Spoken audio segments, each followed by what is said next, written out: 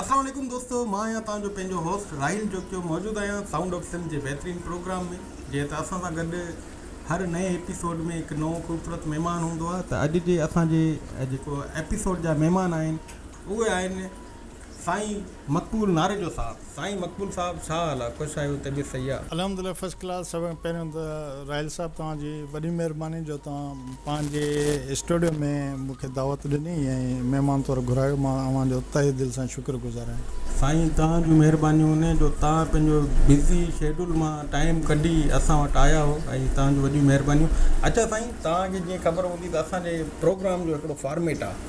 जी जी, format इहो आहे त असां महिमान खे पाण चवंदा आहियूं त नाज़रीन खे पंहिंजो तारुफ़ तव्हां पाण करायो, त तव्हांजो असली नालो छा आहे ऐं तव्हांजो जेको तख़ल्लुस आहे उहो छा आहे ऐं तव्हां किथे रहो पिया ऐं अॼुकल्ह छा पिया कयो।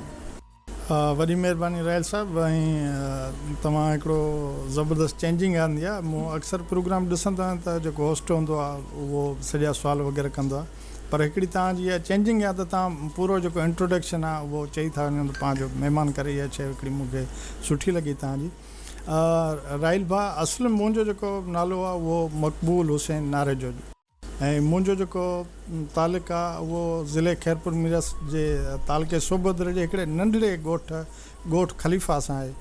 त बैराड़ीअ जो ॻोठ आहे। मूं बैराड़ीअ में उते शुरूआती तइलीम हासिलु कई। उन खां पोइ मैट्रिक जी तइलीम मुराद हाई स्कूल गंबट। उन खां पोइ मूं जेका इंटरमीडिएट कई सचल सरमस डिग्री कॉलेज राणीपुर ऐं BSc वरी कया में गवर्नमेंट डिग्री कॉलेज गंबट मां। त मुंहिंजो बचपन उते गुज़रियो ऐं तइलीम वग़ैरह उते ई हासिलु कई। ऐं उन खां पोइ मुंहिंजो जेका शुरूआत हुई उहा मक़बूल हुसैन खां पोइ वरी थियो बागी नारेजो।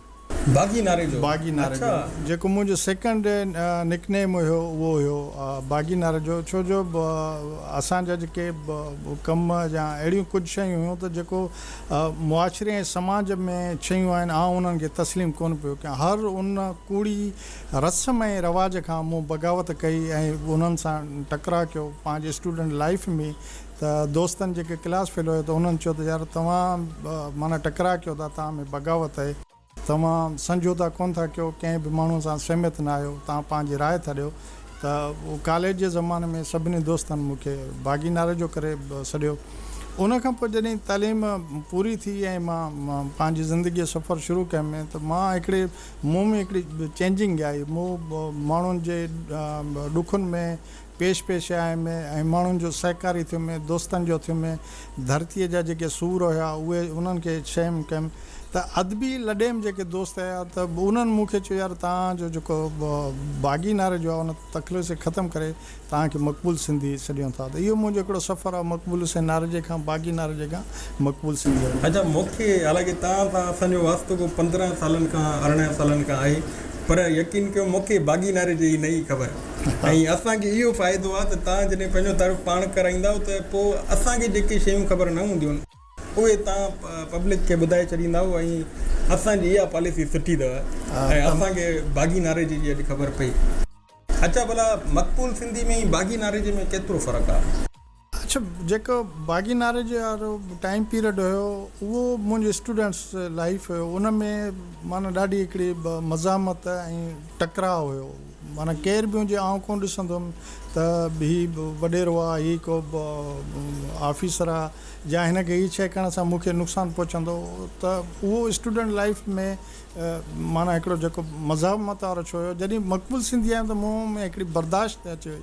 माण्हुनि खे ॿुधणु, माण्हुनि खे सम्झणु, बर्दाश्त करणु, वरी पंहिंजी हुते राय रखणु। त उहा जेका स्टूडेंट लाइफ वारी बग़ावत हुई त उहा मक़बूल सिंधीअ में उहा न रही। त सहमत अचे ऐं माण्हुनि खे ॿुधणु, माण्हुनि खे सम्झणु, उहा शइ अची वई। त थोरो मेच्योरिटी अची वई, अहिड़ी फ़र्क़ु अची वई, ठहराव अची मुंहिंजी लाइफ में। माना असां बि बची वियासीं, न त असांजूं तव्हां वॾियूं कोतायूं असांजी स्टेज ते असांजी रिकॉर्डिंग में अगरि बागी नारेजो साम्हूं हुजे हा त असां त तबाह थी वञूं। बग़ावत त अञा बि शइ में आहे, पर हू जेके स्टूडेंट लाइफ हुई उहो मूं तव्हांजे हिन प्रोग्राम में कया त ॾाढी ख़तरनाक हुई। त माना ज़बरदस्ती बि पंहिंजी शयूं मञराइणियूं त बाबा हीअं करिणो आहे। पोइ उनजे लाइ उहो काफ़ी अॻिते निकिरी वेंदासीं हलिया। पोइ न ॾिसंदासीं त हिन जो पोइ हिते नुक़सानु केतिरो थींदो। हिकिड़ी जेका रेड लाइन हूंदी उनखे बि क्रॉस करण लाइ तयारु हूंदासीं। त उहा शइ पोइ जॾहिं असां 30 माना 30 सालनि जी उमिरि में आयासीं त पाण ई असांजी ज़िंदगी ऐं लाइफ में हिकिड़ो शइ अची वियो त थोरो बैलेंस करे ज़िंदगी में गुज़ारणो आहे ऐं हिकु तरफ़ जेकॾहिं हलंदासीं त उहो मंज़िल ते न पहुची सघंदा।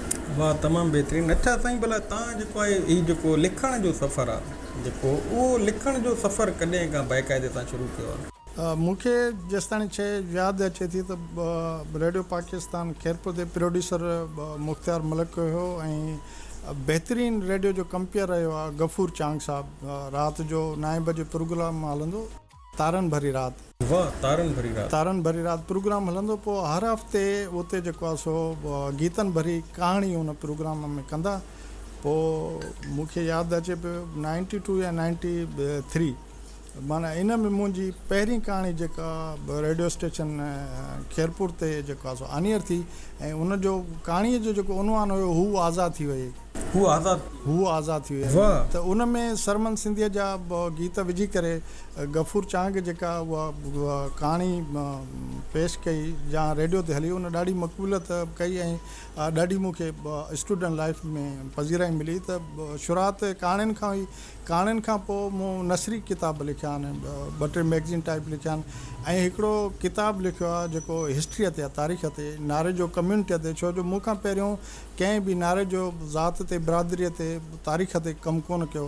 पोइ मां सहेड़े करे नारे जो जेको आहे हिस्ट्रीअ ते हिकिड़ो किताबु लिखियो आहे। त इहो नसर ते मां पहिरियों कमु कंदो हुउमि। बाक़ी जेका शाइरीअ जी मुंहिंजी शुरूआति थी आहे उहा थी आहे 2014 खां वठी। 2014 खां तव्हां बाक़ाइदे सां शाइरी। अच्छा, उन खां पहिरियों तव्हां स्टोरीज़ वग़ैरह लिखियूं, जीअं 92 या 93 में तव्हांजी जेको आहे हू आज़ादु थी वई। जी जी। अगरि हू आज़ादु थी वई खे असां 4-5 जुमलनि में अगरि डिफाइन कयूं त उन कहाणी जो बेसिक मॉरल छा हो? मतिलबु हू आज़ादु हिकिड़ी पढ़ियल लिखियल ॻोठाणी छोकिरी ऐं हीअ सची कहाणी आहे बिल्कुलु। त उनखे जॾहिं पंहिंजी तालीम मुकमल करे ॻोठ अचे थी त उनजे जेके पेरेंट्स आहिनि, उन्हनि जा वालिदेन, उहे चवनि था तव्हां पंहिंजे सौट सां शादी कयो। त हू हुन शादीअ खां इनकार कयो त मूं हिन सां शादी न कंदुमि। पोइ ज़बरदस्ती हुनजो निकाह थिए पियो। हुन छा कयो जो पंहिंजा जेके पेरेंट्स हुअसि उन घर मां निकिरी करे हू मामनि जे घर वञे पई। जॾहिं मामनि जे घर पहुती त हुनजे मामे चयसि त अव्हांजे वालिदेन, अव्हांजे चाचनि जो वॾो ज़ोर आहे असां वटि, त सुबुह उते पहुचंदा त तूं पंहिंजे मारोट सां शादी कर। जंहिं ते हुन इनकार कयो त अगरि मूंखे शादी करणी त पंहिंजे सौट सां ई करे छॾियां। पोइ मारोट सां शादी करण में, सौट सां शादी कयां, मारोट सां छो कयां? मूंखे शादी पंहिंजे मर्ज़ीअ सां करणी आहे। पोइ पंहिंजे मामे जो घर छॾे करे जेको आहे सो पहुचे थी ऐं दारुल अमान में जॾहिं उते पहुचे थी त दारुल अमान वारा मुख़्तलिफ़ क़िस्म जो हुनखे थ्रेड ॾियनि था। उहे पंहिंजी मंशा मुताबिक़ हुन खां कमु वठंदा।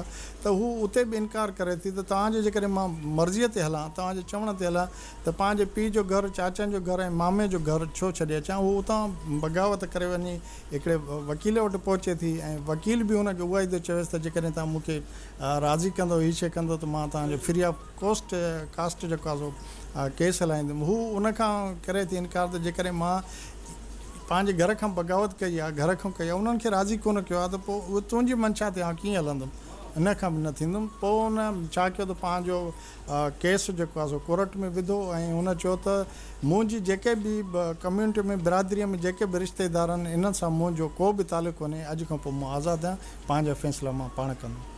त हुन पंहिंजी सॼी जेको हुनजो हिकिड़ो सिस्टम हुयो उनखां हिकिड़ो कोर्ट जे ज़रिए आज़ादु थी करे हुन पंहिंजी ज़िंदगी गुज़ारी। उहो आज़ादु। तमामु बहितरीनु ऐं तमामु बहितरीनु, माना हीउ ॾाढो बहितरीनु ख़्यालु आहे। ऐं मां सम्झां थो त अॼुकल्ह असांजो जेको आहे ॾाढो इहो हले पियो हिकिड़ो त असां वटि अलमियो आहे। सिंधी समाज में छा थो थिए त अञा छोकिरो छोकिरी ॼावा ई न आहिनि, हिक ॿिए जे नाले करे था छॾनि। जी। माना उन्हनि खे मैच्योर थियण जो, उन्हनि खे पंहिंजी ज़िंदगी जीअण जो मौक़ो ई नथो मिले। ऐं छा थो थिए जो अञा पाण संभालीनि था कॉलेज लाइफ या यूनिवर्सिटी लाइफ खां जीअं फ्री था थियनि त ख़बर पए थी त हू उनजो मङेंदो आहे या मङेंदी वेठी आहे ऐं उन सां ई शादी करणी आहे। त हीअ तव्हां ॾाढी बहितरीनु जेको आहे तव्हां जेका हिकिड़ी ॻाल्हि कई, त जेकॾहिं मां इहा ॻाल्हि तव्हांखे आनियर कंदुमि ऐं ऑनेस्टी ईमानदारी सां कंदुमि, तव्हां हैरान थींदो इन शइ जो आउं पाण शिकार थियो। मुंहिंजो रिश्तो जेको मुंहिंजे ॼमण खां पहिरीं तय थियल हुयो। मुंहिंजो बि ईअं थियो।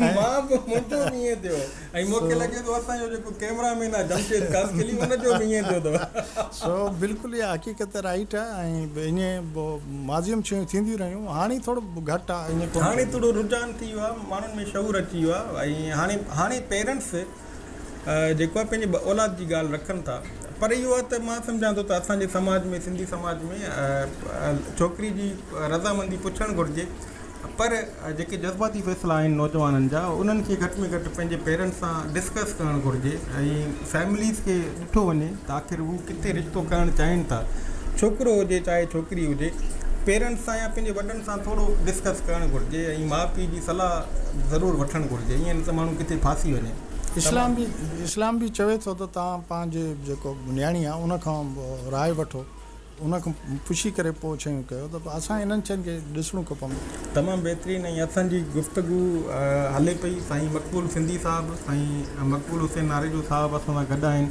मां तव्हांखे प्रोग्राम में मक़बूल सिंधी साहिबु चवां या मक़बूल हुसैन नारेजो चवां असल में राहिल भाई हिन वक़्तु मक़बूल हुसैन नारेजो मुंहिंजे ख़्याल में घटि माण्हू मूंखे सुञाणी हूंदा या जीअं तव्हां चओ त बागी नारेजे सां नथा सुञाणनि इहे बि नाला त मुंहिंजा आहिनि शिनाख़्ती कार्ड ते मक़बूल हुसैन नारेजो पर हिकिड़ो सम्झो ॼण मुंहिंजो माज़ी थी चुका आहिनि हिकिड़े जंहिं माण्हूअ सां कहाणी जुड़िया हिन वक़्तु जेको माण्हू दोस्त संगत साथ या मुआशिरो आहे समाज आहे उहो मक़बूल सिंधीअ खे सुञाणे थो न उहो बागी नारजे खे सुञाणे थो न मक़बूल हुसैन नारजे खे सुञाणे थो त मूं हिन वक़्तु जेको समाज में पंहिंजो नालो जोड़ियो आहे हिकिड़ो उहो मक़बूल सिंधीअ जे हिसाब सां जोड़ियो आहे ऐं माण्हू हुन नाले सां सुञाणे वाह अच्छा मक़बूल सिंधी साहिबु तव्हां खां पुछा कंदासीं त 2014 में तव्हां बाक़ाइदे सां शाइरी लिखणु शुरू कई त लाज़मी तव्हांजा गीत जेके आहिनि कुझु फ़नकारनि ॻाया हूंदा तव्हांजा कलाम कहिड़े कहिड़े फ़नकारनि ॻाया अच्छा 2014 खां पहिरियां बि हिकिड़ो मुंहिंजो किताबु हुयो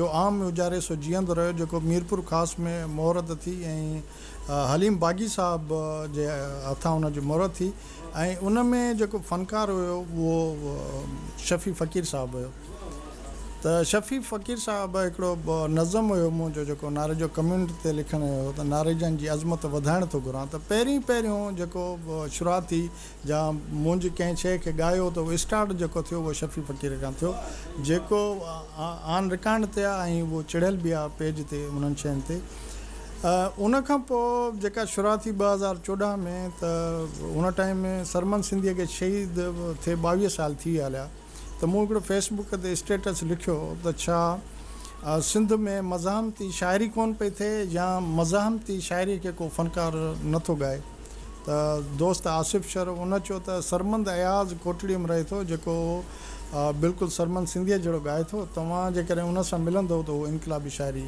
ॻाईंदो उन खां पोइ मुंहिंजी 2014 में वहदत कॉलोनी में सरमंद अयाज़ सां मुलाक़ात थी सरमंद अयाज़ चयो त मूं काफ़ी टाइम खां वठी ॻाइणु फिटी करे छॾियो आहे पोइ मूं हुनखे चयो जो ॻाइणु फिटी कयो पर ॻाइणु तव्हांखे अचे थो हुन चयो बिल्कुलु अचे थो पोइ मूं चयो असां हीउ कमु कयूं था पोइ हुन चयो त शर्त हिकिड़ो आहे जेकॾहिं तव्हां शाइरी कंदो शाइरी लिखंदो त पोइ जेको आहे ॻाईंदो पोइ सरमंद अयाज़ जे तजुज़ सां 2014 में मूं शाइरी कई ऐं पहिरियों जेको गीत हुयो उहो बि सेम पैटर्न ते हुयो ज़ुल्म जा कोट किराइण थो चाहियां मां सिंध जी अज़मत वधाइण थो चाहियां मां ऐं ॾाढी हुन मक़बूलियत माणी कशिश टेलीविज़न ते जाम हलंदो वाह वाह तव्हांजा कलाम काफ़ी हलिया टीवी ते टीवी भरी पई हूंदी स्क्रोल तव्हांजा एल्बम हलंदा ख़ासि करे तव्हां जेको गीत ॻायो रहन ख़ुशि सदा टोपी अजरक वारा उन खां सवाइ दिल दिल में तूं रहीं थो घर घर पचार तुंहिंजी बशीर ख़ान हर कंहिंखे प्यार तुंहिंजी तव्हां इहे जेके 2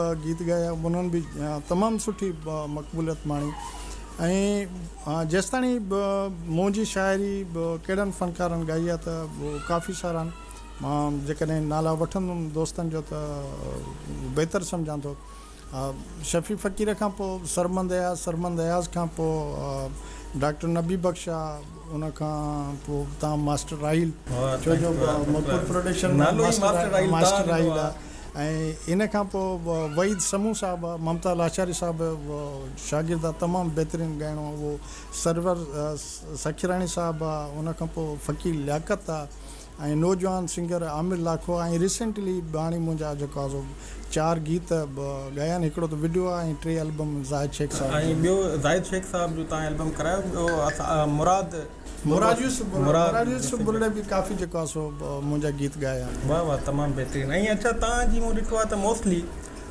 क़ौम ते, सिंधी क़ौम ते ऐं उनजे माण्हुनि ते जाम लिखियो आहे। ॿियो डांदारी, कोडर, कुहाड़ी ऐं इन्हनि ते मतिलबु जेको आहे इन्हनि लफ़्ज़नि खे बि लिखियो आहे। माना पंहिंजी जेको आहे क़ौम ऐं सक़ाफ़त खे मतिलबु जेको आहे इन्हनि सभिनि खे पंहिंजी शाइरी में खणी था हलो पिया। ऐं तव्हांखे जस हुजे त अहिड़े दौर में जेके नांग, बलाऊं, कारा वार, सैंडल, चपलूं, ॻाढ़नि कपिड़नि ते शाइरियूं पियूं थियनि, उते तव्हां जेको आहे गुलनि लाल लबनि खे छॾे करे क़ौमी गीत ऐं इनकलाबी गीत लिखिया आहिनि। तव्हांखे सलाम हुजे। बिल्कुलु तव्हांजी वॾी महिरबानी, लख कुर्ब। जीअं तव्हां गीत ॻायो त हुन में आख़िरी हिकिड़ो जेको बंदु आहे त लाल लबड़नि ऐं ॻाढ़नि गलनि ते लिखनि था खोड़ नाले वारा मक़बूल लिखो इनकलाबी गीत सारा।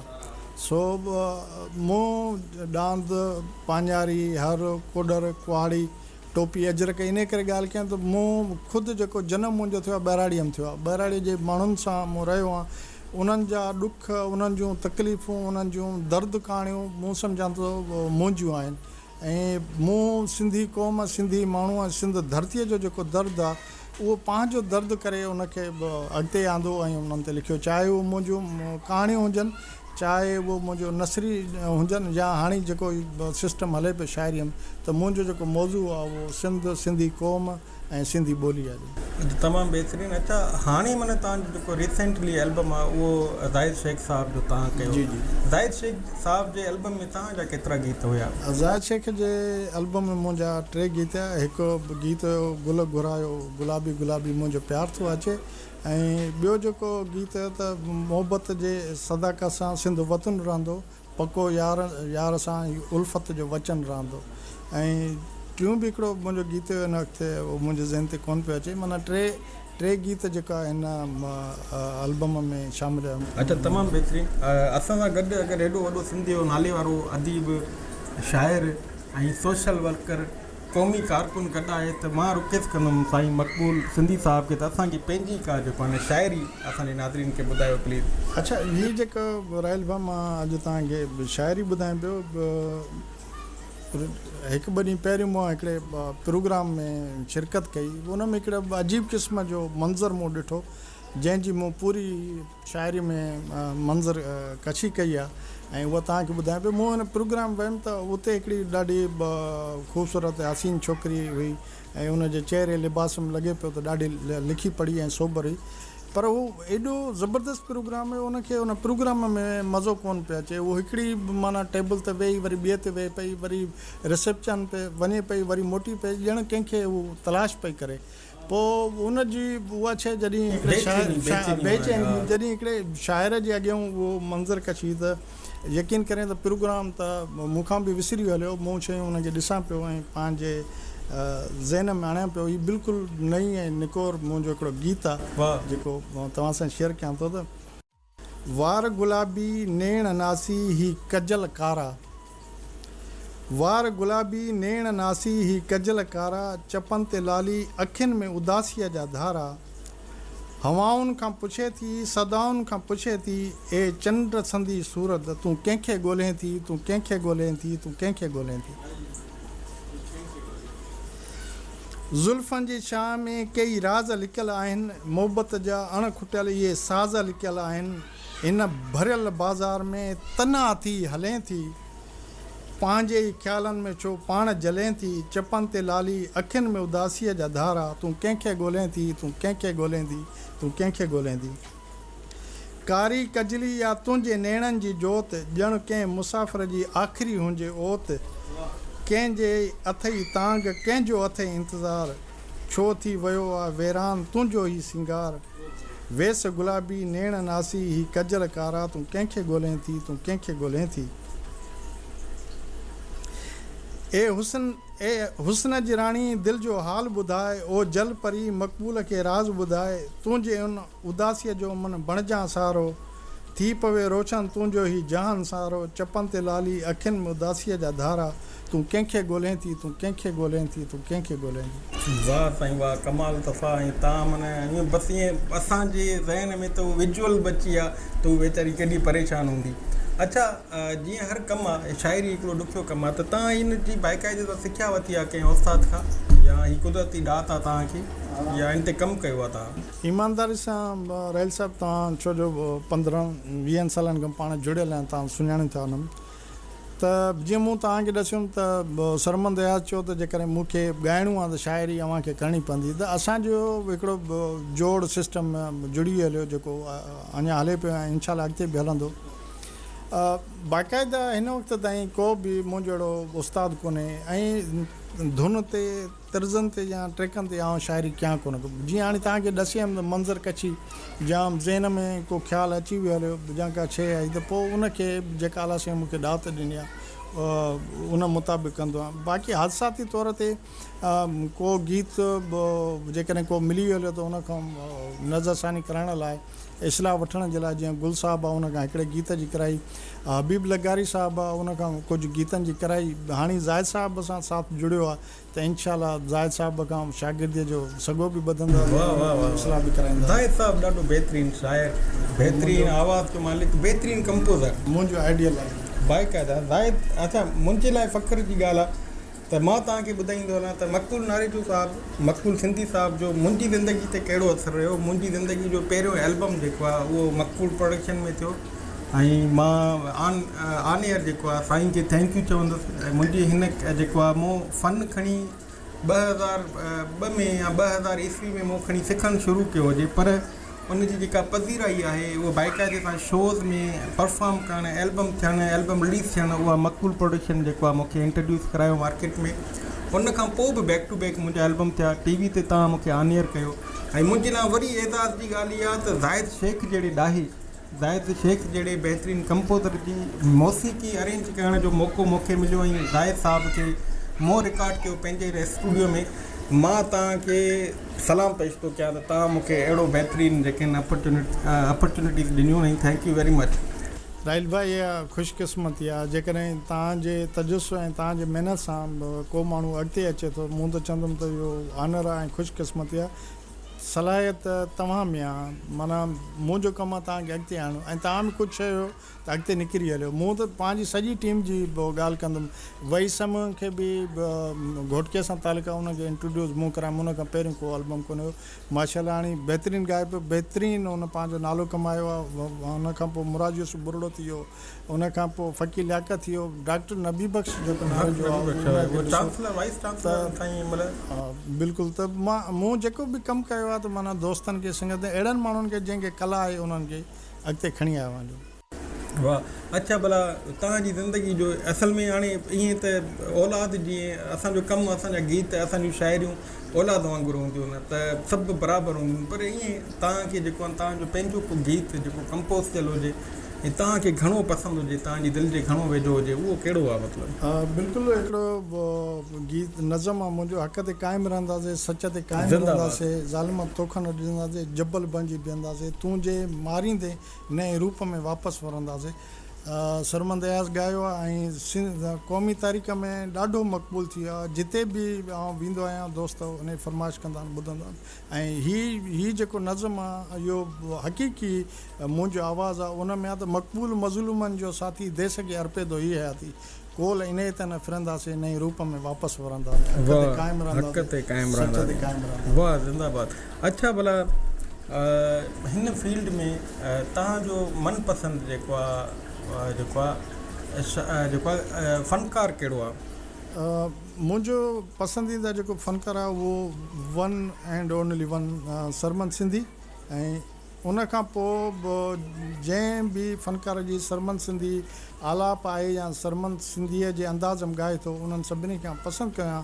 पर हिन वक़्तु मुंहिंजो जेको मौजूदा दौरु हीउ हले पियो, मौजूदु ज़िंदा फ़नकारनि में सरमन दयाज़ मुंहिंजो पसंदीदा फ़नकार। वाह, माना सरमन दयाज़, सरमन सिंधी, इहे सिंध जा आवाज़ आहिनि बेसिकली। ईअं थो लॻे सिंध ॻाए पई, सिंध ॻाल्हाए पई। ऐं तव्हांजूं शाइरियूं वरी अहिड़ियूं आहिनि, लॻे पियो त इन्हनि आवाज़नि ऐं इन्हनि शाइरनि जो को अटूल पाण में रिश्तो आहे, को अज़ल खां वठी करे। ऐं तमामु बहितरीनु।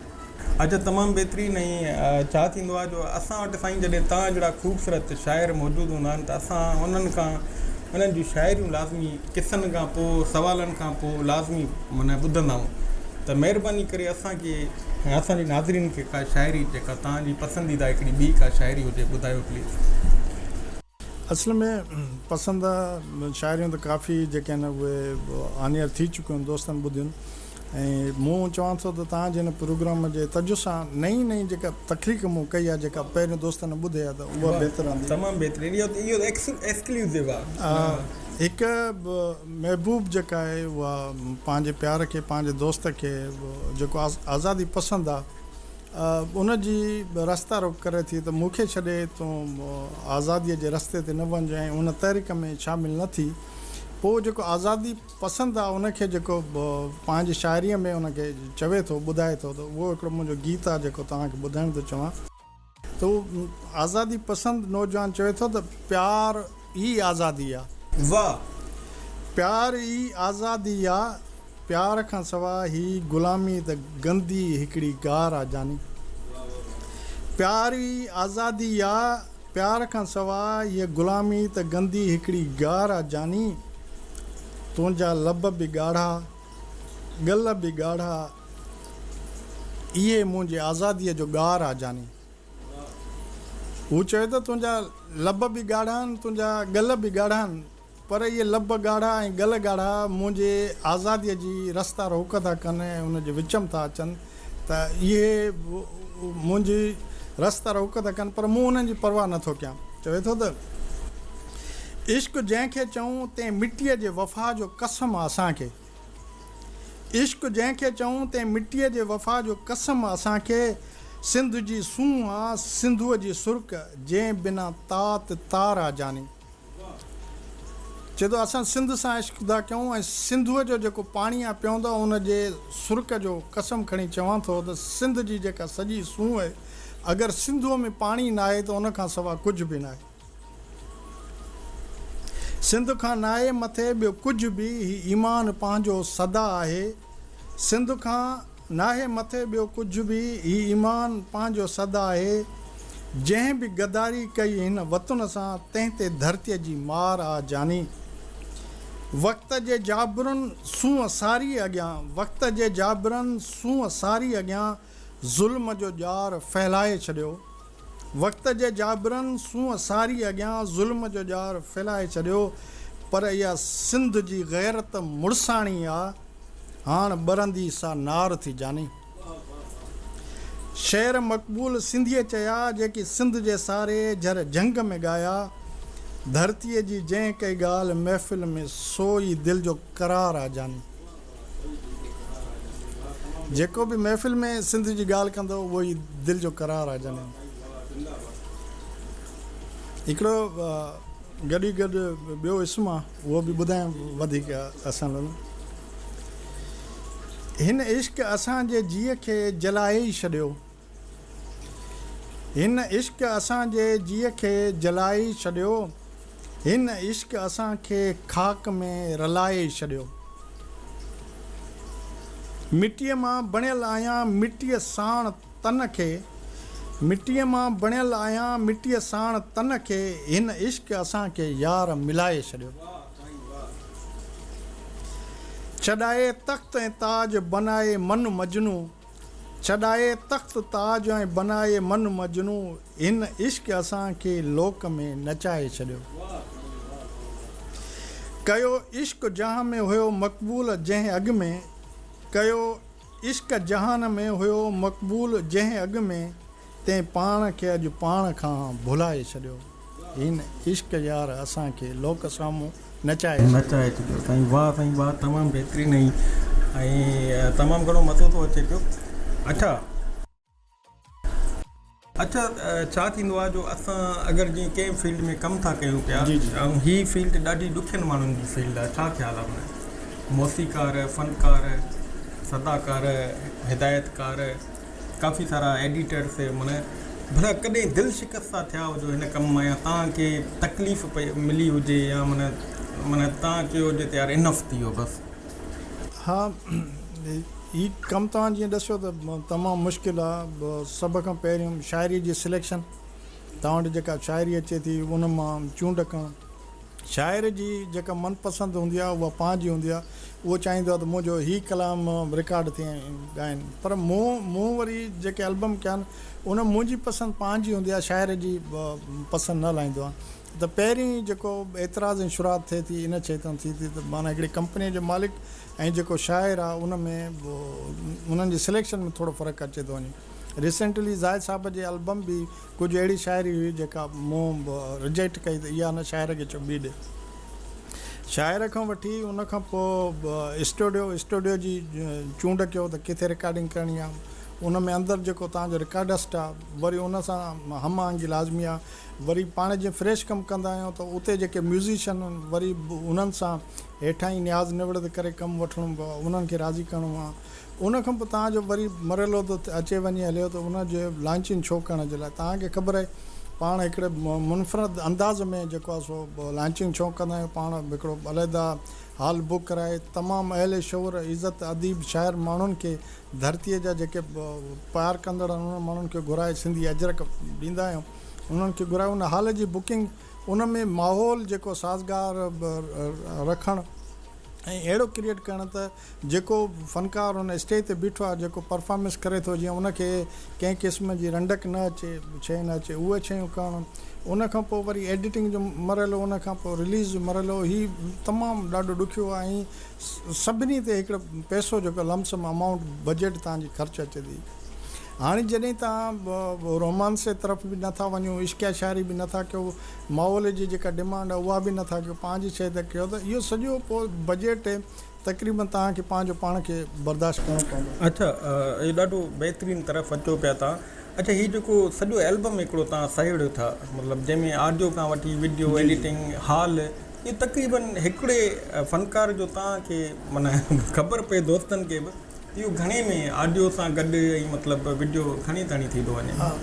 मूं पंहिंजी ॻाल्हि कंदुमि छो जो बाक़ी जेके दोस्त कनि था उन्हनि ते चवण या तबसरो न कंदुमि। जंहिं अंदाज़ में ऑडियो रिकॉर्डिंग करण खां वठी एल्बम में रिलीज़ करण ताईं त हिन वक़्तु मौजूदा लॻभॻि तव्हांजो 1,75,000 2 लख रुपया ताईं ख़र्चो आहे हिकिड़े एल्बम में। सुठो म्यूज़िक थो ठहे, ऑडियो फ्रेश थो ठहे त उनजो अलॻि ख़र्चु आहे। वरी इंडिविजुअल तव्हां ईअं नथा कयो त जिथे 100 पहिरियों शो थियनि था पिया उते ई एंट्री कई, तव्हां पंहिंजो हाल पाण हिकिड़े फ़नकार लाइ मूं ॾिठो आहे बुक कराए छॾींदा। बिल्कुलु बिल्कुलु बिल्कुलु तमामु बहितरीनु। ऐं ॾाढो तव्हांजो हिकिड़ो सुवालु रहिजी वियो त किथे मायूसी या अहिड़ी शइ त मुंहिंजा जेके दोस्त आहिनि मूंखे त कंहिं दोस्त खां अहिड़े क़िस्म जी शिकायत कोन्हे का। ऐं न ई मुंहिंजे लाइ अॼु ॾींहं ताईं कंहिं दोस्त चयो आहे त मक़बूल कासनि सां कमेंटमेंट करण खां पोइ फ्री हलियो या वैसा गाती कई या पोइ ते हटी हलियो। पर मूंसां ईअं थियो आहे त काफ़ी दोस्त जेके आहिनि जिन मूंसां ॻाल्हियूं कयूं या निभाइण जूं कयूं उहे पोइ ते हटी विया। पर मां अॼु ॾींहं ताईं उन माण्हू सां बि शिकायत कोन कयमि छो जो मूंखे अॻिते वधिणो हुयो। जेकॾहिं शिकायतूं करणु उहे शइ त पोइ तव्हां रुकिजी वेंदव हलिया। पोइ मूं कॾहिं बि मुड़ी करे ॾिठो कोन्हे त राहिल भाउ XYZ जंहिं बि कयो आहे मां हुन सां हीअ हलियुमि, मूंसां हीअ हलियो। पर वक़्तु गुज़रण बाद जॾहिं बि मुलाक़ात थी आहे त मां पहिरियों खां वधीक हुन सां भाकुर पाए प्यारु मिलियो आहियां। त वरी उन जॾहिं मोट ॾिनी आहे त उन खां ॿीणी ॾिनी आहे त मूं दोस्तनि खे प्यारु ॾिनो आहे, बदिले में प्यारु मिलियो आहे। बाक़ी हिकिड़ो टाइम पीरियड 2017 खां वठी 2025 ताईं मक़बूल प्रोडक्शन बंदि रही। उन जा कारण सबबु कुझु अहिड़ा हुआ जेके आउं बयानु नथो करे सघां। उहे ॾाढो तकलीफ़ मरहलो हुयो, मसइलो जंहिंमें मां क्रॉस कए में गुज़रियुमि।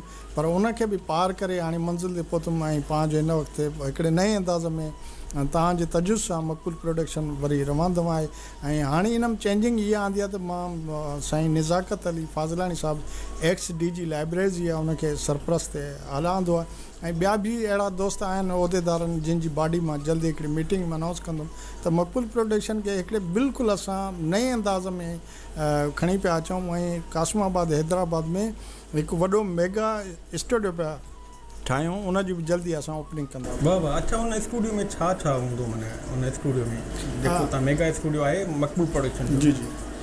जेको स्टूडियो असां लॉन्च करण था वञूं, जेको असांजो ख़्यालु आहे जंहिंखे अमली जामू पाराईंदो, उते तव्हांजी ऑडियो रिकॉर्डिंग बि थींदी, उते तव्हांजी वीडियो रिकॉर्डिंग बि थींदी, उते सिखिया घर बि हूंदो, हर क़िस्म जा म्यूज़िकल इंस्ट्रूमेंट बि उते हूंदा। जेकॾहिं को बि सिखण थो चाहे त असां हिकिड़ो को उस्तादु हायर कंदासीं म्यूज़िक वारो जेको उन्हनि खे सेखारींदो। जेकॾहिं हू राग को सिखण थो चाहे त उनजे लाइ बि पेड ते हिकिड़ो ऑन सैलरीअ ते असां उस्तादु रखंदासीं जेको उनखे राग सेखारे। म्यूज़िक को सिखण थो चाहे त म्यूज़िक सेखारींदो। माना कंप्लीट असांजी कोशिशि आहे त हिकिड़ो ज़बरदस्त क़िस्म जो स्टूडियो अचे जेको माण्हू इन थिए त उनखे कंहिं शइ करण जे लाइ वरी ॿाहिरि न वञिणो पए। वाह वाह वाह, ईच एवरीथिंग जेको आहे हिकिड़ी ई छित जे माना जेको आहे हेठां मिले। ऐं बिल्कुलु जेको आहे हैदराबाद कासमाबाद वारनि जे लाइ हीअ हिकिड़ी ख़ुशख़बरी आहे न्यू कमर्स जे लाइ त मक़बूल प्रोडक्शन वारा हिकिड़ो स्टूडियो लॉन्च करे रहिया आहिनि जिते तव्हांखे बहितरीनु क़िस्म जो ऑडियो, बहितरीनु क़िस्म जो वीडियो एडिटिंग, इवन हुते म्यूज़िकल अकेडमी बि हूंदी त हीअ हिकिड़ो माना ॾाढो बहितरीनु सुनहरो मौक़ो आहे हैदराबाद में हिकिड़ो मुनफ़रद माना हीअ असल में तव्हां प्रोडक्शन सां गॾु हिकिड़ो इदारो बि ठाहियो पिया जी जी जंहिंमें माण्हू बाक़ाइदे सां जेको आहे माण्हू पैदा थींदा बाक़ाइदे सां। छो जो राहिल भाउ तव्हांखे ख़बर आहे त पंहिंजी रजिस्टर वेबसाइट बि आहे maqboolproduction.com.pk, पंहिंजो यूट्यूब जो चैनल बि आहे, फेसबुक जो पेज बि आहे, सभु कुझु आहे। त असां चाहियूं त हीउ हेॾो जेको कमु कयो आहे त हाणे हिनखे उनजो सिलो ॿाहिरि मिलणु खपे, माण्हुनि खे बेनिफिट मिलणु खपे। ऐं अच्छा, तव्हां जेको आहे मूं ॾिठो आहे त छा थींदो आहे मोस्टली बार मूं तव्हांजा एल्बम कया त तव्हां मूंखे पे कयो, मूंखे पैसा बि ॾिना, मूंखे इंट्रोड्यूस बि कराए छॾियो मार्केट में। सीडियूं बि नथियूं हलनि अॼुकल्ह, सीडी जो दौरु बि न आहे, तॾहिं त सीडियूं बि हुयूं, पर मूं ॾिठो त तव्हां उहे बि सेल कोन कंदा हुआ। त पोइ माना हिन जी जेको हीउ सॼो सिस्टम थिए पियो पोइ हिन जी अर्निंग जो कीअं आहे माना आहे सिस्टम, या उहो मैटर नथो करे तव्हां लाइ? हा, अर्निंग त कमर्शियल ॾिसो, मूं पहिरियों बि काफ़ी जॻह ते चई आहियां त मक़बूल प्रोडक्शन अॼु ॾींहं ताईं एज़ ए कमर्शियल उन कमु कोन कयो आहे त मां हीअ शइ करे ऐं कुझु कमायां। जेकॾहिं कमर्शियल कयां त पोइ एज़ ए जीअं मुआशरे में जेके शयूं हलनि पियूं उहे पोइ मां बि आणियां जन उहे शयूं कयां। ऐं हीअ ॾाढी रंगीन फील्ड आहे, हिन में मुख़्तलिफ़ क़िस्म जूं मूंखे ऑफर थियूं तमामु घणियूं जन। जेकॾहिं तव्हांखे मां ॿुधायां त तव्हां चवंदो त यार हिननि शयुनि खां बि तव्हां पाण खे बचायो आहे, माना अहिड़ी रंगीन ऑफरियूं अहिड़ियूं शयूं थियूं पर उन खां पोइ बि पाण खे बचाए। ऐं पंहिंजो जेको मक़सदु ऐं मिशन आहे त सिंधी क़ौम खे हिकिड़ी साफ़ सुथरी पाकीज़ा राग ऐं मौसीक़ी ॾियणी आहे जेको पंहिंजे घर में पंहिंजी भेण माउ सां वेही करे ॿुधी सघे, ऐं उन जी कोशिशि में उहे कमु पिया, उहा ई मुंहिंजी अर्निंग आहे। अच्छा, तमामु बहितरीनु। अच्छा, हाणे जीअं मक़बूल प्रोडक्शन ज़ाहिद शेख साहब जो हिकिड़ो एल्बम लॉन्च कयो जी जी, अच्छा, हाणे इन फ्यूचर भला कुझु फ़नकार लाइन अप आहिनि जंहिंजा तव्हां एल्बम करणु चाहियो था, या को ॻाल्हि ॿोल हले पई, या कुझु अहिड़े के प्लान आहिनि तव्हांजा नियर फ्यूचर में? बिल्कुलु प्लान आहिनि। असांजो जेको सरपरस्त आला आहे साईं नज़ाकत अली फाज़लानी साहिबु, उन जी कोशिशि सां उहो हिकिड़ो सांग आणु पियो चाहे, डुइट जेको आहे रेशमा परवीन ऐं बरकत फ़क़ीर जे आवाज़ में जेको मक़बूल प्रोडक्शन में हूंदो, साईं हुन सां ॻाल्हि थी। ॿियो हिकिड़ो ज़ाहिद शेख जी सिलेक्शन में असां बरकत भट्ट साहिब जो जेको आहे सो एल्बम करणु पिया चाहियूं, जंहिंसां बि ॻाल्हि ॿोल थी वई हली, उहो बि जल्दी कंदा। हिन वक़्तु जेके ॿ शयूं आहिनि इहे असांजे हिन में टैंक में आहिनि, उहो असां मुहर्रम शरीफ़ खां पोइ इंशाल्लाह हिन ते कमु कंदा। अच्छा, माना हाणे मक़बूल प्रोडक्शन जो बाक़ाइदे सां माना जेको आहे उहो ऑपरेशनल आहे जी जी, ऐं कमु हले पियो तमामु बिल्कुलु। अच्छा, अगरि जीअं मक़बूल सिंधी जेको आहे प्रोडक्शन नथो करे त उनजे अलावा छा कंदो आहे? ज़बरदस्त तव्हां सुवालु कयो। मूं ॾिसो हिकिड़ो ग़रीब माण्हू ऐं ज़िंदगी गुज़ारण जे लाइ मां बि हिकिड़े मज़दूरी कंदो आहियां, प्राइवेट जॉब कंदो आहियां, ऐं उन जॉब उन्हनि शयुनि में प्रोडक्शन हलायां पियो ऐं पंहिंजे ॿार बचनि खे पालियां पियो, घर में कयां पियो। त इहो ई आहे, माना प्राइवेट जॉब करे उतां कुझु हासिलु करे पियो जेको सिंधी क़ौम पंहिंजे बचनि ते उहो ख़र्चु कयां। वाह, जेको आम जीआरए सो जीअंदो रहंदो। ऐं साईं मक़बूल हुसैन नारे जो ऐं मां चवंदुमि मक़बूल सिद्दी साहिबु जेको आहे उहे हिकिड़ी प्राइवेट जॉब जेको आहे उहा करे पंहिंजे बचनि जो पेट पालीनि त था, उन सां गॾोगॾु सिंधी क़ौम जी इहा ख़िदमत बि कनि पिया त सिंधी क़ौम में शऊर या सिंधी क़ौम में उत्साह पंहिंजी धरती खे वठी करे, पंहिंजे अदब खे वठी करे, पंहिंजे कल्चर खे वठी करे कीअं अचे। त हिकिड़ो सुठो प्लेटफॉर्म आहे म्यूज़िक जे थ्रू तव्हां माना इहो चेंज आणणु चाहियो था, तव्हांखे असांजो सलाम आहे। ऐं ॾाढो मज़ो बि अचे थो पियो तव्हां सां कचहरी कंदे। ऐं हिकिड़ी ॿी बि शइ मूंखे ज़हन में अचे थी सघे, तव्हांजो टाइम छा ॿुधायो। मूं जिते म्यूज़िक जे ज़रिए सिंधी क़ौम खे मैसेज पहुचायो आहे पंहिंजा राइट ऐं हक़ ॾसण जे लाइ, उते मूं हिकिड़ो ॿियो बि कमु कयो आहे जेके मुंहिंजे हल्के में मुहवरम दोस्तनि खे ख़बर आहे। मूं खोड़ सारनि सिंधी माण्हुनि खे जेके अंडर मैट्रिक हुया, जेको पढ़ियल लिखियल उनखे वरी बि नौकिरी मिली थी। जेके माण्हू कुकड़नि जी मेल या इन पासे ॾे हुया मंशात जे तरफ़, त उन्हनि खे मूं कढी करे रोज़गार सां लॻायो जेके सैकड़ा जे तइदाद में आहिनि।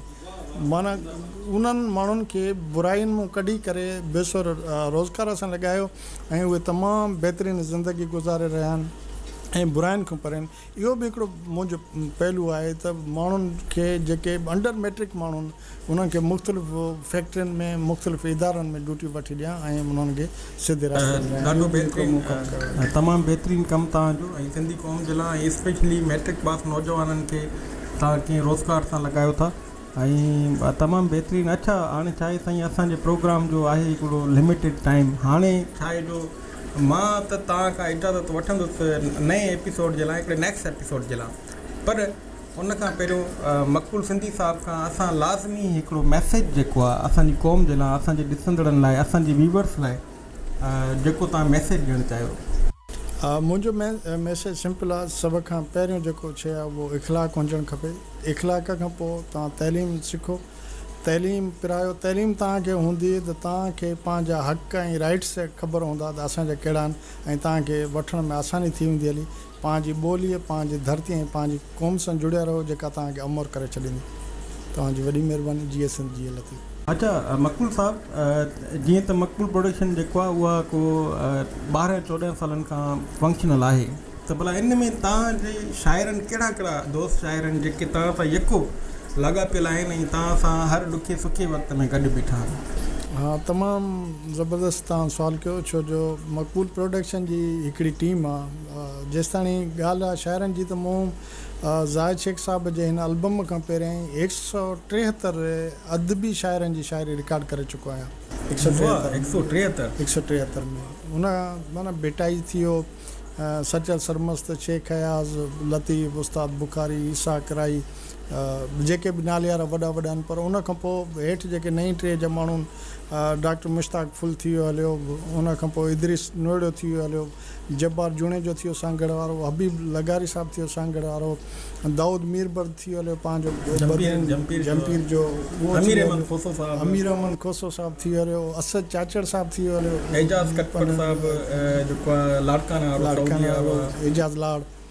त माना काफ़ी अहिड़ा दोस्त आहिनि जिन खे जॾहिं बि मूं एल्बम कंदो आहियां त सभिनी दोस्तनि खे दावत मां ॾींदो आहियां। जीअं गुलकुंदर साहब थी हलियो, हाणे जेको ज़ाहिद शेख जो बि पाण नओं एल्बम कयो, असां ज़ाहिद शेख जी बि शाइरी रिकॉर्ड करे चुका आहियूं जॾहिं उहो असांजे हिन प्रोडक्शन जो साथ में हुयो हुनजी। त हाणे मूं हिकिड़ो पहिरियों हिकिड़े शाइर खे इंट्रोड्यूस कयो, जमील जानब खे, नवाब शाह जो वकील जमील जानब साहब। उनजी उमिरि लॻभॻि मैं ख़्याल 60 साल हुई, 2-3 किताब लिखियलु, पर उनखे कंहिं बि फ़नकार ॻायो कोन हुयो। त उनखे बि मां इंट्रोड्यूस करायो में उन शइ ते आंदुमि। ताज़ो तव्हांखे हिकिड़ो मां मिसाल ॾियां, तव्हां हैरान थींदो, सलीम चना साहब 44 किताब उन लिखिया आहिनि, पर हिन दजाली दौर में हू अहिड़े तख़लीकार, अहिड़ो वॾो शाइर, उनजी फ़नकार शाइरी कोन पिया ॻाइनि। त मां सलीम चना साहब वटि पाण हली वियुमि, तव्हां फेसबुक ते फ़ोटो बि ॾिठो हूंदो, हुनजे घर वयुमि, हुन मूंखे किताब सूखड़ी ॾिना, जिन मूं हिकिड़ो हुनजो चूंड कयमि, सिलेक्शन कयमि, आज़ादी ऐलान हिकिड़ो क़ौमी गीत वाह, आज़ादी ऐलान, वाह रोके सघंदा की न की। हा, सो उहो सलीम साहब जी शाइरी सिलेक्शन करे रहियमि। त महिरबानी दोस्त रहिया आहिनि, जिते बि मूंखे फाइनेंशियल ज़रूरत समथिंग कुझु पई आहे, अगरि कंहिं दोस्त खे मूं चयो आहे, निसार अहमद, नाज़ टंडो मोहम्मद ख़ान जो पाण विसरे पियो, उहो रहियो। उन खां पोइ अदी असांजी आहे इरशाद सुमरो साहब आहे, उहा ॾाढी मूंसां प्यारु कंदी आहे, एतिरो प्यारु कंदी आहे त उहो चवंदी आहे त मुंहिंजो सॻो भाउ तूं आहीं, छो जो तो में सिंध जी ख़ुशबू थी अचे। सिंधी माण्हू हुन बि सॼी जेका शाइरी कई आहे क़ौमी आहे, उहो ॾाढो प्यारु करे थी। ॿी मैडम नजीब आहे, उहो बि टीचर रही आहे, उनजी शाइरी असां रिकॉर्ड कराई आहे। ऐं काफ़ी अहिड़ा दोस्त आहिनि जेके मुंहिंजे हिन मुहवरम में शामिलु रहिया आहिनि ऐं उन्हनि खे कयो आहे। लॻभॻि असां हिन वक़्तु मूं 173 पहिरियों हुया, ऐं ज़ाहिद शेख जे हिन एल्बम अचण सां 180 ताईं जेको अदबी शाइर जेके शाइरी कनि पिया, उन्हनि जी शाइरी रिकॉर्ड। अच्छा भला छा उहे दोस्त जेके अॼुकल्ह नथा सिखनि, माना शाइरी बि छो जो हिकिड़ो फ़न आहे, उस्ताद जे बग़ैर कान पूरो आहे, उन जी तकती थी थिए, जेको प्रॉपर उन जी तालीम वठी करे शाइरी कजे थी। अॼुकल्ह जीअं रंगीन कपिड़नि ते, सैंडल ते, वाले ते, नक जे कोके ते, ऐं वारनि ते, ऐं नांगनि ते शाइरियूं पई थियनि। अच्छा, अहिड़ा दोस्त छा तव्हां सां राब्तो करे सघनि था त तव्हां उन्हनि जूं शायरियूं रिकॉर्ड कराईंदव? मूं सां बिल्कुलु अहिड़नि दोस्तनि जी बि आउं शाइरी रिकॉर्ड कई आहे। अली गुल जतोई साहिबु मुंहिंजो नालो मुंहिंजे ज़हन में अचे पियो, उनजो हिकिड़ी मूं शाइरी कई त उन मुख़्तलिफ़ अहिड़नि क़िस्मनि जे शाइरनि खां शाइरी कराई, पर जॾहिं उन मूंखे ॾिनो त क़ौमी गीत ॾिनो। वाह। ऐं पंहिंजो कराची यासीन पिताफ़ी साहिबु आहे, उनजी शाइरी रिकॉर्ड कराई, मुंहिंजा क़ौमी गीत करायमि। त जॾहिं उहो दोस्त जॾहिं रंगीन मिज़ाज ते रंगीन शाइरी करे थो, लेकिन जॾहिं मक़बूल प्रोडक्शन सां उहो रुजू करे थो त हुन जे ज़हन में पाण ई सिंध सां मोहबत, धरतीअ सां मोहबत, क़ौम सां मोहबत पैदा थी वञे, ऐं पाण ई मूंखे क़ौमी गीत ॾिए थो, धरतीअ जे लाइ ॾिए थो त साईं हीअ मुंहिंजी शाइरी तव्हां ॾिसो या रिकॉर्ड करायो। अच्छा, नौजवान शाइर जेके प्रोडक्शन में पंहिंजो मक़बूल प्रोडक्शन में पंहिंजो हिसो विझणु चाहिनि था, त मक़बूल साहिब जो मां नंबर हलाए छॾींदुसि ऑफिशियल, त उहे पंहिंजूं शाइरीनि जी जेका सिलेक्शन आहे नए अपकमिंग प्रोजेक्ट्स में, उहे तव्हां जेको आहे मक़बूल साहिब जो पंहिंजूं शाइरियूं मोकिले सघो था ऐं मक़बूल साहिब सां राब्तो करे सघो था, जीअं नौजवान शाइरनि जी बि हिमत अफ़ज़ाई थिए, हौसला अफ़ज़ाई थिए, ऐं उन्हनि जा नवां गीत जेके आहिनि उहे जेके आहिनि सुठी जॻह ते रिकॉर्ड बि थी सघनि, सुठे आर्टिस्ट वटि बि रिकॉर्ड थी सघनि। अच्छा, ॿियो मूं तव्हां इन में शइ में ऐड कंदुमि त दोस्त जेके लिखनि पिया त धक मुंहिंजो बि यादि कंदे XYZ अहिड़े क़िस्म जी शाइरी, त इहो ॾिसो हिकु या ॿ दफ़ा जेकॾहिं तव्हां ॿुधंदो त टे दफ़ो तव्हांखे ॿुधण जे लाइ दिलि न चवंदी, पर जेकॾहिं तव्हां फोक, लोक ऐं क़ौमी गीत तव्हां लिखंदव त उहो तव्हांजे लाइ हमेशह ज़िंदा रहंदो, इहा शाइरी तव्हांजी न मरंदी। चाहे तव्हां रिपीट करे बार बार ॿुधंदव वरी बि बोर न थींदो। त रखंदुमि मां सिंध जे नौजवाननि शाइर ऐं अदीबनि खे इहो रिक्वेस्ट कंदुमि त तव्हां शाइरी भली कयो, भली कुझु बि कयो, पर अहिड़ी शाइरी कयो जेका तव्हांजी पहचान थिए, तव्हांजी जान हुजे, कॾहिं बि शाइरी उहा मरे न। सो बहितर इन बजाए असां पंहिंजो ज़हन ऐं ख़्याल खे विञायूं त सिंधी क़ौम सिंध ते ऐं फोक लोक जहिड़ा माई भाॻीअ लाॾा ऐं गीत चया आहिनि, फोक चया आहिनि, अहिड़ी शाइरी कयो जेका तव्हांजी सदियुनि ताईं अमर रहे। अच्छा, तमामु बहितरीनु। ऐं मक़बूल नारेजो साहिबु असां सां गॾु हुया, ऐं अॼु जो असांजो जेको टाइम आहे उहो प्रोग्राम जो ख़तमु थी वियो आहे। ऐं दिलि त ॾाढी थी चवे त मक़बूल सिंधी साहिबु जेके आहिनि असां सां गॾु हुजनि, ऐं ईअं कचहरी हले पई ऐं मज़ो लॻो पियो आहे, तमामु बहितरीनु। असांखे कुझु सिखण लाइ मिले पियो ॻाल्हियुनि मां, पर छा जो मजबूरी आहे। इंशाल्लाह वरी तव्हां सां जेको आहे कंहिं नए महिमान सां गॾु नेक्स्ट एपिसोड में मिलंदासीं। जेसीं ताणी मूंखे ॾींदा इजाज़त। अलाह।